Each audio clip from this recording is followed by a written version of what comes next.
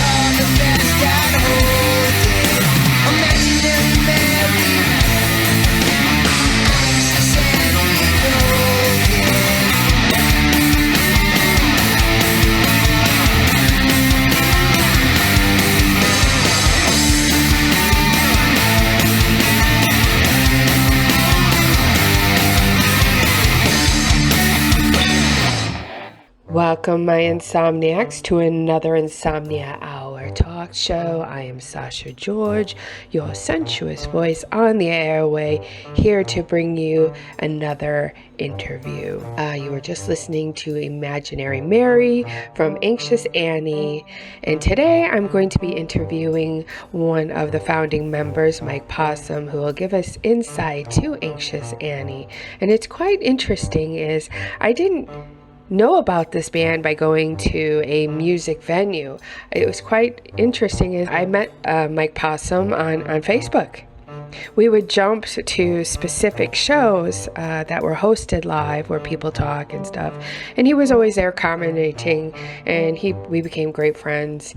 And I'm really anxious to allow him to tell the story of this original heavy alternative band from Orange County, California. So let's listen in on the interview. Hey, I'm doing great. How are you?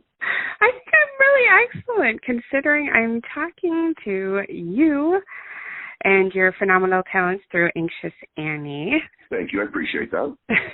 You're welcome. I've seen Anxious Annie for a long time, and I always wanted to say that I'm the number one fan, but I'm sure there's a lot of people who would like to elbow me off the stage for that theory. So, but yeah, it can be debated. Yeah.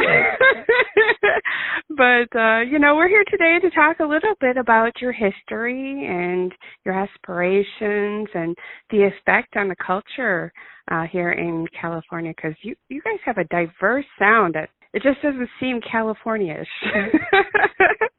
Well, yeah, it has an element. I think a lot of the riffing style and the music wise is a lot of California, but then you bring dynamic Louis D into the picture, and he's from Queens, New York, and as much as California is laid back and has its personality, New York has its personality as well, and it's really interesting what he brought up growing up in the New York hip scene, what he brings to our band. It's kind of, that's what creates the Anxious Annie sound. So what would you consider your genre? That's been a tough kind of thing because, over the last couple, almost 3 years now, that's come up a lot. And I mean, one of the things that we did, because when we did our recordings, or recording our single and with BMI and stuff, and we had to actually label a genre. Oh, gosh. And basically, you had to pick something, and so we went with a heavy alternative. That makes sense.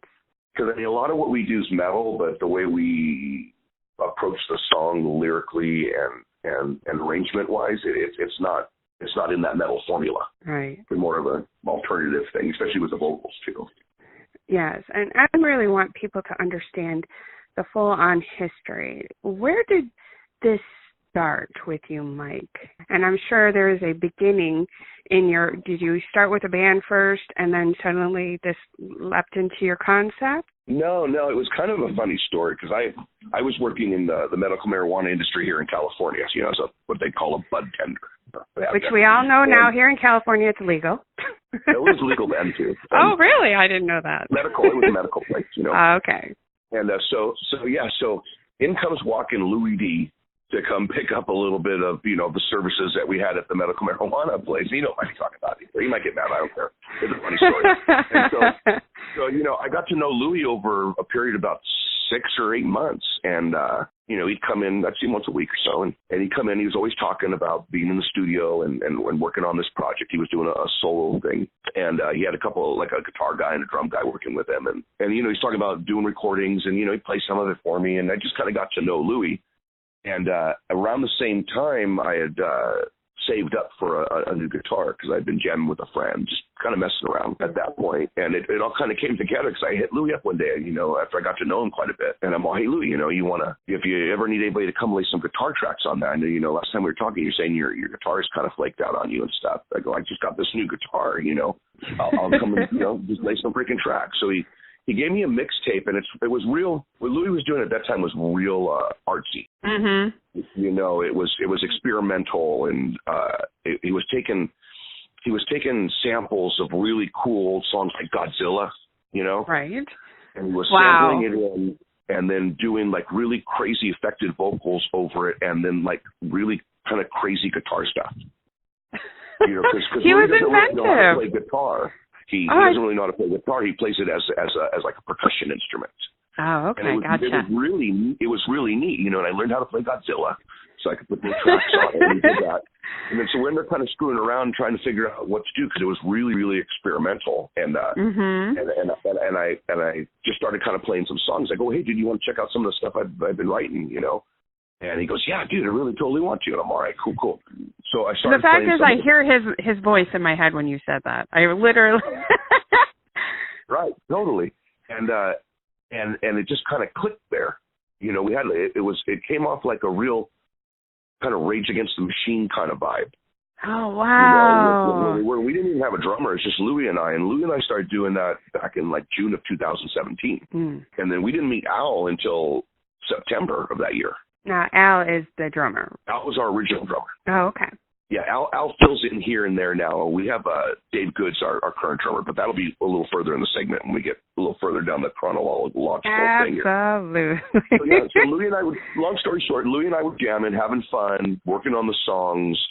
Those were like the original songs, like Technology Mayday, Tone, and Tay were the four songs that Louis and I were working on. And Al happened to walk into our dispensary one day, and he'd been walking in quite a few times. So I kind of got to know him and knew that he had a solo project. He had given me a CD that he had done of like 10 songs, good rock songs.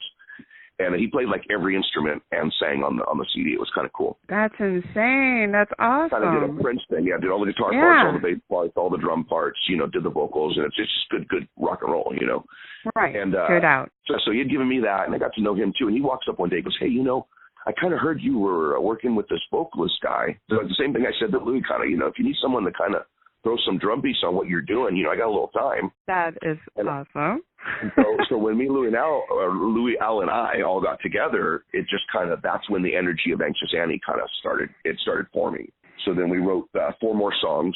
Imaginary Mary was one of those ones that came in the second round once we got Al in. Like we did Imaginary Mary. Everybody's favorite, literally. Yeah, I get that in my head all the time. Yeah. And it seems like every time we play that song, it's a little better, And I see a lot of fans going at it, They like to dance to it. Oh, yeah, and you hear them singing the woohoos and Imaginary Mary. So we did that one. We did Red Stripe at that time, and then we did International, which is one of the other songs that I really enjoy playing. We got those ones out at that time with Al, and then we went through a string of bass players for a little while. I think there was, if you count the ones that came to 2 rehearsals, kind of bass players.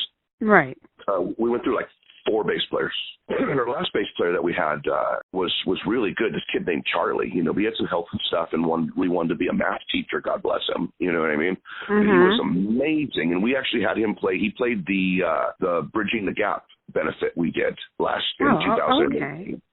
Yeah. Over there, he did that show, and it was one of our best shows. That was a real stepping stone for us. It kind of opened up a lot of different things when we played that. Played that with Motor Gun Hotel and some other really good bands on that. And so we had him. Charlie was awesome, but then we were doing things with C4OC and Denny Ray Stelly plays bass in a few different bands and guitar in his band, and we developed a relationship there and brought him into it, and then we spent pretty much most of the summer of 2018 until now doing gigs, and he's on the recording of Imaginary Mary we did. Yeah, and you guys have a really good effect on each other, considering, the journey of all the others that you went through. But you guys seem to really have an empowering thing.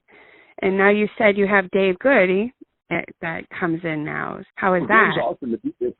If people aren't familiar with who Dave is, there's this really cool iconic band called Mahogany Rush, and Frank Marino's their guitarist and singer, and they're from Canada, and he was around really, really big in the 70s, a big guitar hero kind of guy in the 70s. A lot of really big musicians list guitarists and Frank Marino as an inspiration and such. And I think it's about 10, 12 years ago, our drummer Dave started drumming with him, and they recorded a really high-quality DVD set of all of Frank's stuff. I think Mahogany Rush had like 10 albums out, 12 albums, something like that. And so they were a big deal back in the day. And that DVD got held up or something for a decade, and it finally got released. So it's kind of cool because we're proud of Dave because he's going out with Frank in April to do a bunch of dates for that DVD and stuff. Mm-hmm. But what Dave brought to our band is that professional, loud, creative drumming. He is intense. I think it really stepped our energy up.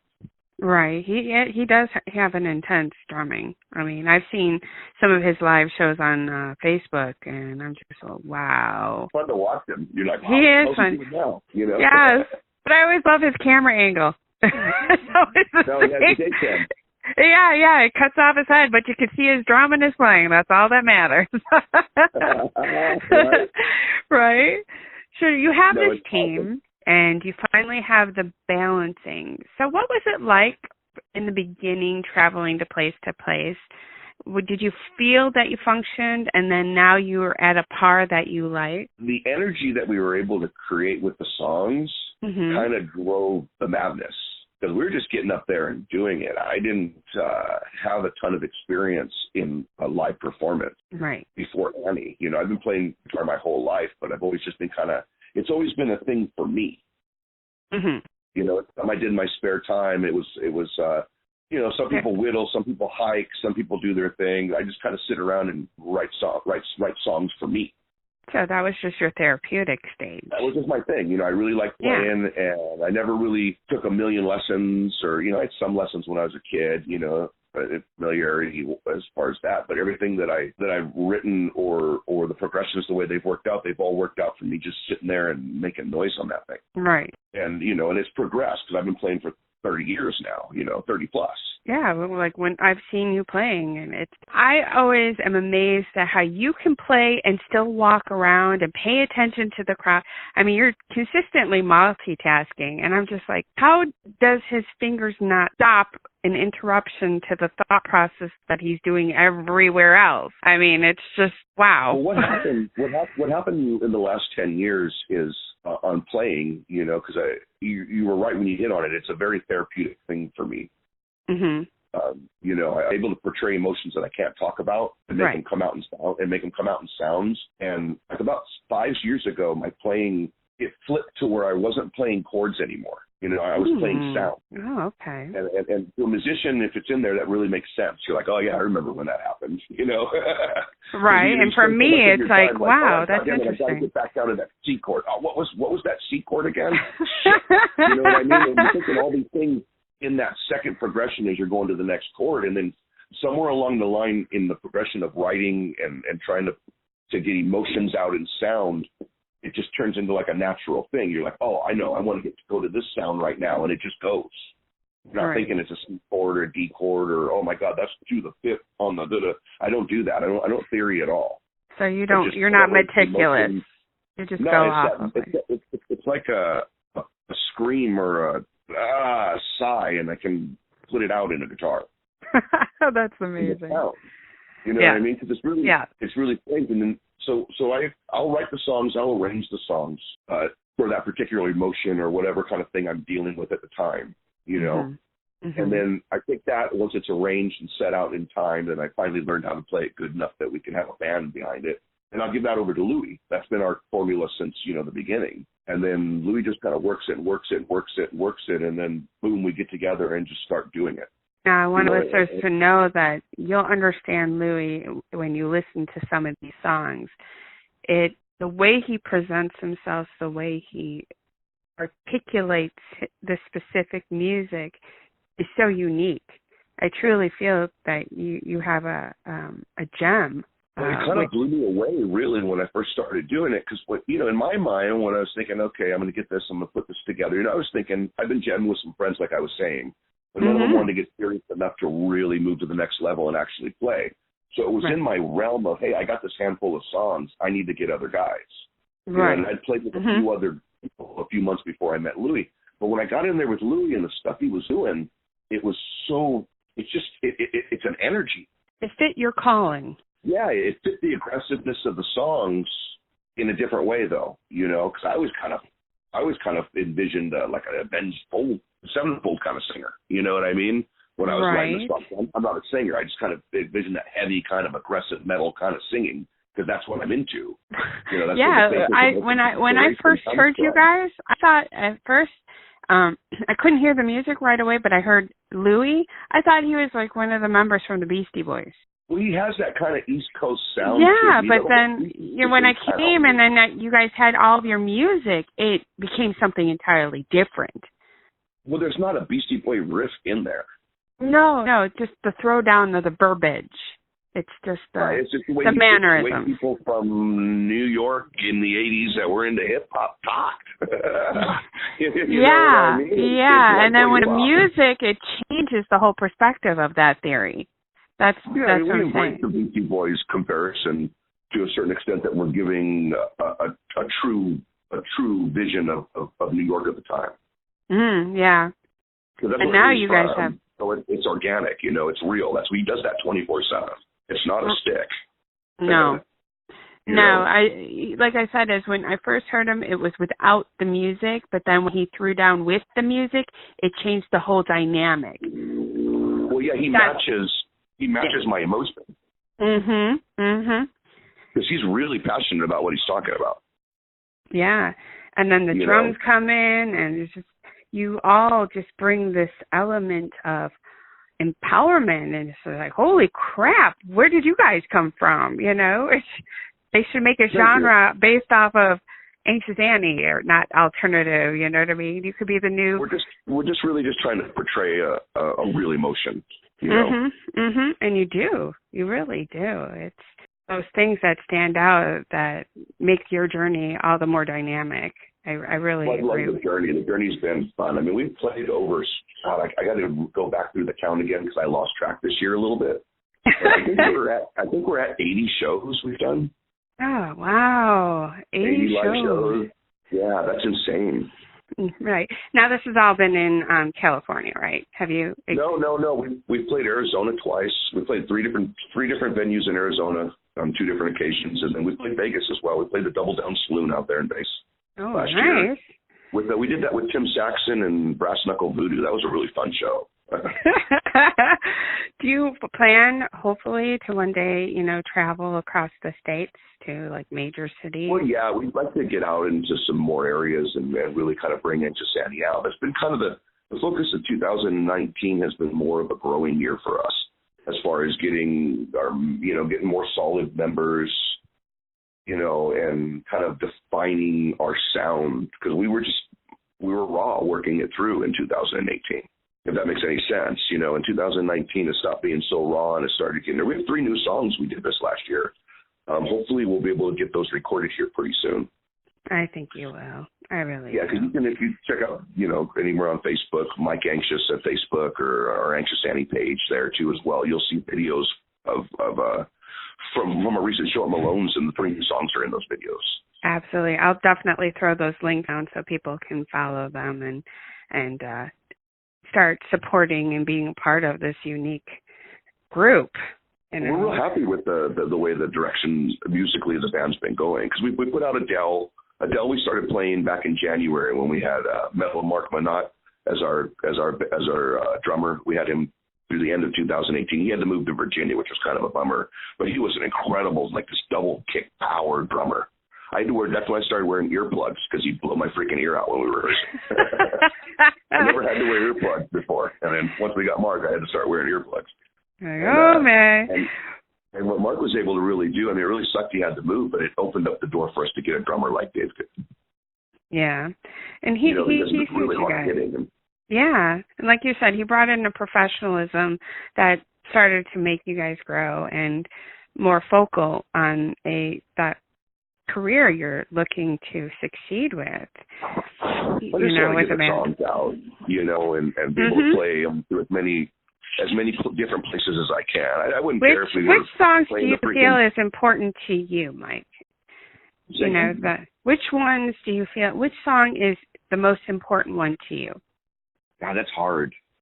Because every one of them comes from a perspective on something that was going on in my life at the time.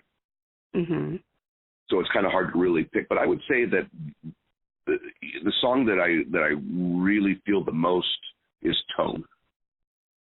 I know it's not one of our more, popular that everybody's kind of into songs. I mean, people like the song, but I just really like playing the song because it was it was a trying time, and I was really able to kind of get that out in that song, Right, yeah.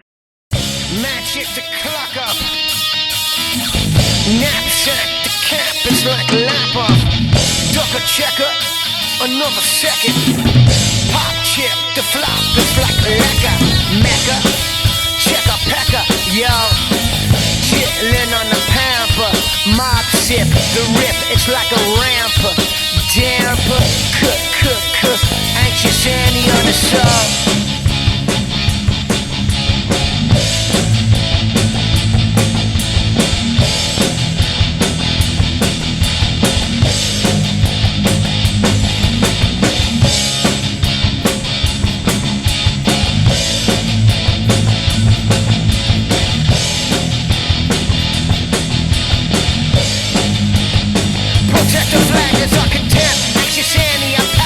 Like a cholo, mugger trip, the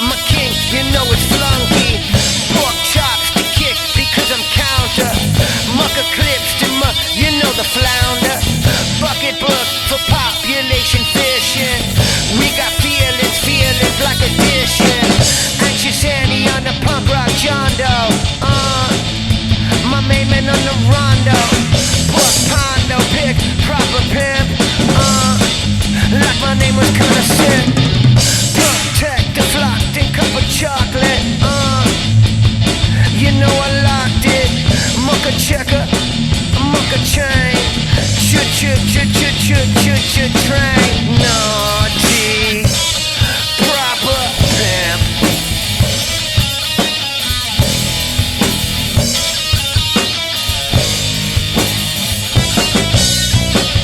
One more checker, the flock is kinda low-key. One more checker, the flock is kinda cozy. Market BOGO, pick apart the pain. Squeaky shoes, the sneaker grunge game hang.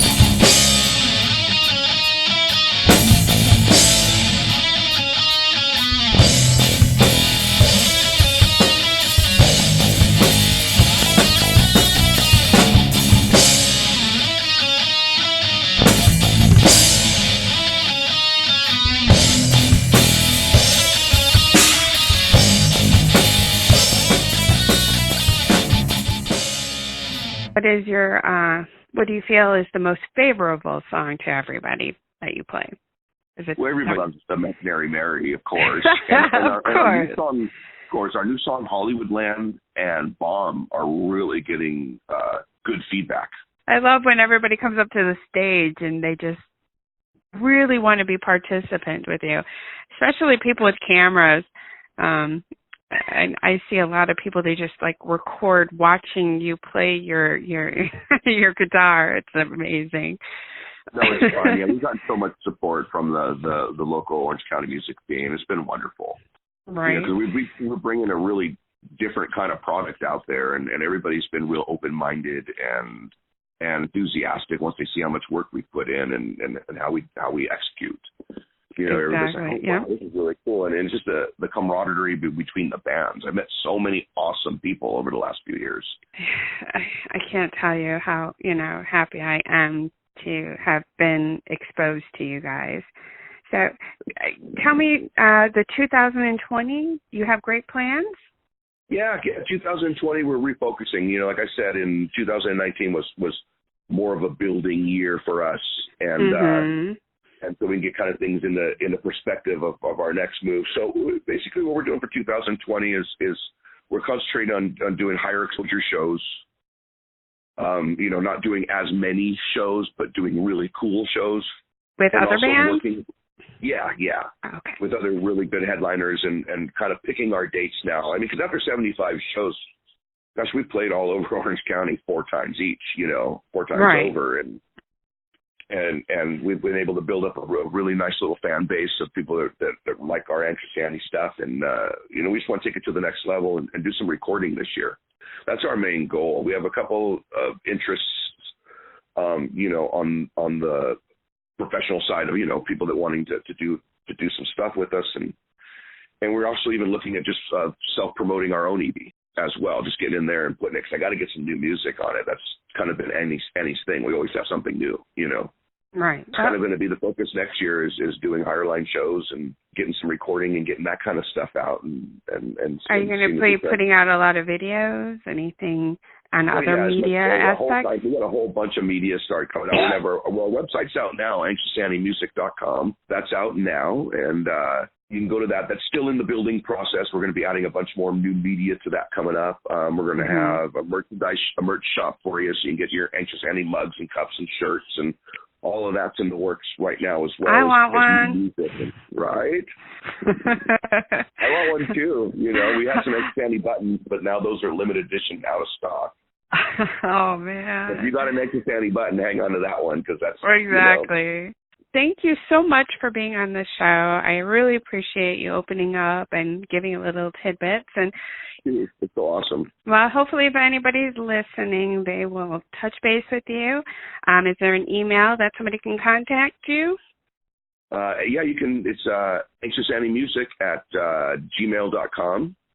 You can contact us on our website at anxiousanniemusic.com. I think and also I'm on Facebook at Mike Anxious on Facebook, and then we also have an Anxious Annie Music on our band page there on Facebook as well. There's Instagram, Anxious_Annie_music at Instagram, and that's about all I can pull out of my head right now, I think. There's a sad sort of clanging from the clock in the hall, and the bells in the steeple too, and up in the nursery nursery an absurd little bird is popping out to say cuckoo, cuckoo, cuckoo. Regretfully they tell us, but firmly they compel us to say goodbye to you.